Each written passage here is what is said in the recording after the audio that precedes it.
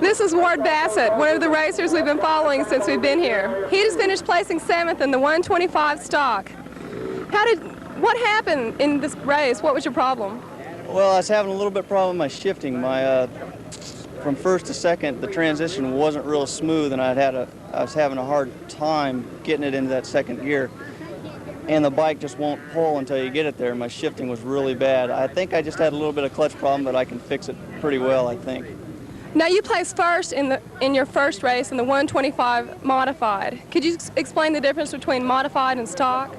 Okay, a stock bike is what the company brings out, which is Kawasaki. They'll bring out a production bike, which is the pipe, cylinder, and shock and forks, which is suspension and everything goes along. Now, it's modified as an aftermarket product, which would be an extra cylinder. Dave Miller Concept, for instance, he does cylinder work. He builds another pipe to bring more low end, mid range, or top end. Gearing's changed, suspension's changed completely, and that's really the main difference between a modified and a stock bike. So you have a very good chance of being the national champion in the modified. Yeah, I do right now, the way things look. If I really get my head screwed on right, I think I can pull it off. Okay. I was just wondering, when you first start the race, you're kind of all crammed in together. What are your feelings when that happens?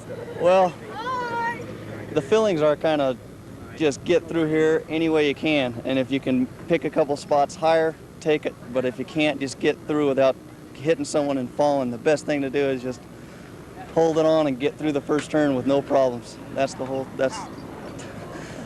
race right there is the start. Seems like you would just close your eyes and pray. Yeah, that's about right. It's just once you're through, you're usually pretty safe after that. We'll be watching and see if you're the national champion in 1985. Thank you very much. Bye-bye. This has been Melinda Primo with Channel 18. This is Ward Bassett. Ward, we'd like to congratulate you on winning first place. Thank you. We noticed that you came from behind right at the end. What enabled you to do that?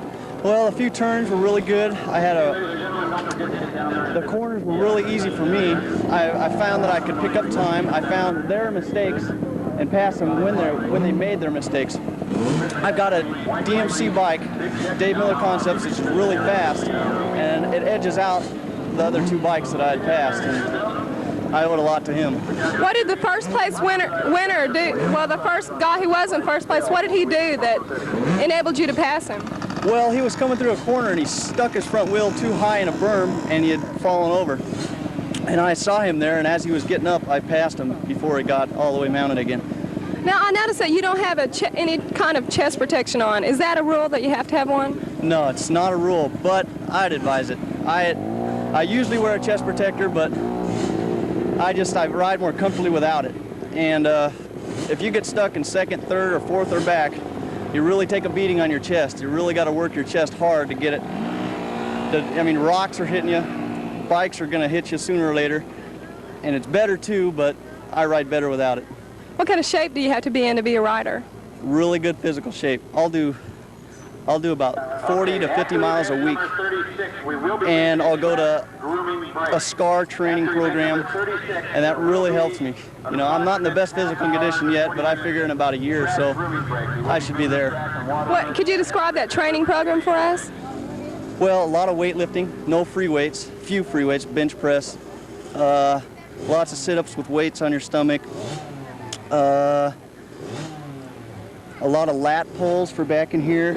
And your legs really don't need that much work. It's best just to run or bicycle. Bicycle is probably the best thing in the world for you because it's really good on your knees. It doesn't hurt your knees like running does, and that's about it. Is it pretty hot out there? It's really hot, but I like it myself. Well, it's been nice talking to you. Thank you so much. This has been Melinda Primo with Channel 18. We're visiting with John Bassett from Orange, California, and John, you're the father of one of the racers here. Is that correct? That's correct, Ward Bassett. Mm-hmm. We're here actually this time to talk about the safety equipment that the racers use. You know, seeing some of the spills out there, it makes just an observer wonder how they keep from getting hurt. Well, you need the best equipment you can buy, too, because there's a lot of it on the market. Some's better than others, you know, and some of the really important things you really need is really a good helmet to keep your head intact when you get off and so on. And also, this is a Bell Moto 4, and it has a face guard that goes all the way around the front of it. So when you crash into the bars or into the ground or any part of a tree, this will keep you from buying new dentures and getting about $5,000 worth of teeth fixed on your face. And Bell has really come up in their helmet technology, and they've got it so that it's really safe for the rider to, when they do take these bad spills. These are using race cars and race boats and all kinds of stuff. Obviously, this is well padded inside. That's right. Also. That's right. Okay, if we could, let's move on down the line here and see what else. The eye protection, which is we use and recommend Scott goggles. They're made with a Lexan lens, which is a high-density plastics type stuff that's rocks and impacts won't break through it. I see. And the lens also has a tear-off system that goes on the front when mud and stuff builds up on the front of the goggles. The rider just rips it off, and it goes off into space somewhere, and he's got a nice, fresh, clean lens on the goggles. That's a neat this idea. Lens is a very good 40 thousandths thick protective Lexan, same as a NASCAR race car uses. Okay. Real good setup. And let's move on down now to some of the other equipment that the average racer uses. We use Hanna Racing Products, which is developed by Bob Hanna. If you know him, you've heard of him. He's a national champion motocrosser. This is called his Flak Jack 2. This chip protects the chest against rocks, against dirt, all kinds of things coming back to hit you in the chest. It also protects your arms on your bicep and your shoulders from breaking your clavicle bone, which comes right here. A lot of guys break that collarbone, and this really helps that. It also adds tremendous back protection for when they get off and somebody runs into them. It just works a lot better that way, Sure. Take a heck of a whop with this and not go to the hospital. Right. Okay, and what else do we have here? He's going to lean down behind here to get some more. Yeah, some more stuff. Gloves for the fingers. These are also made by Hanna Racing Products. They've got pad on them, and as you put them on, they cover up the bone and the knuckle portion of your hand, which keeps you from getting rocked. There's a lot of little tiny rocks that come flying through the air behind another motorcycle, and this will beat up and cause you to break a hand or get badly bruised. These are made very well also. And next we go to boots. And we use a High Point boot, which is made in, I guess they actually make them in Italy, but they're sold in California out over here. They've got a stainless steel front pad on the front that keeps from getting dented in and rock bruises against your shins. And it also protects your feet against, feel how tough they are. I mean, those things are really stout. Oh, they really are. Yeah, they got a really good sole on the bottom too that your feet just need real protection. It's one of the most important parts of your bodies. I could foresee maybe a problem with all this gear. Do you have trouble getting the racers to wear it? Because especially on a day like most of the racing days are, it's extremely hot. Not usually. They usually recommend, they know that it's worse to have nothing on, They'd rather be hot than go to the hospital, This stuff really does protect you. It's got, like the leathers that Hanna makes, it's got a knee pad in it, which is real stout to keep you from knees from getting rock bruised and so on. And it just, when you fall down with all those armor on, it doesn't hurt near as bad. Could you give us a rough idea of what it would cost to fully equip a rider with this merchandise you've shown? Just a rough guess. Oh, you've got probably about $1,200 worth of stuff here. Is that right? Protection equipment. You got your leathers. Boots are about $200, and the flak jack's about $100. And helmets about $200, $225, and the leathers are about $160, something like that. Goggles are $25 or $30. I see. Well, John, we certainly want to thank you for taking time out. Your son, I believe, just came off the track. Yeah. Want to thank you for taking time to talk to us. Oh, a pleasure to do so. Thank you very much. Our guest this time has been John Bassett.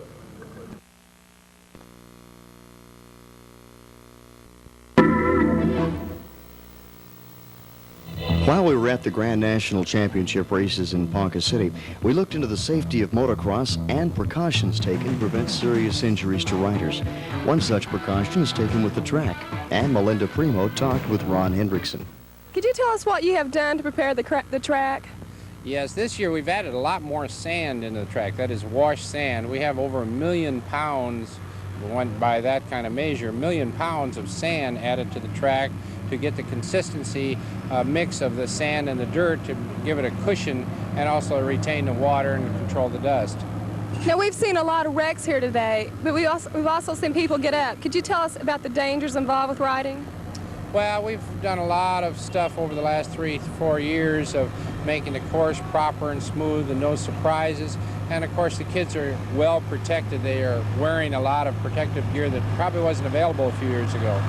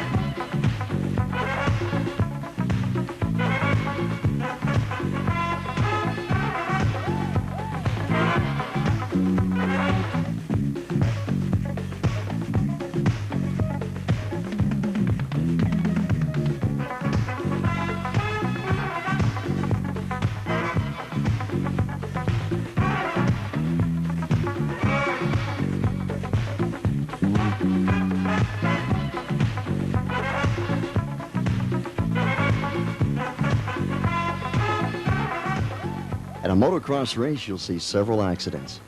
Proper equipment is a major factor in preventing injuries. So we spoke with both John Bassett, a father of one of the racers, and Billy Lyles with Team Kawasaki, rated 7th in the nation.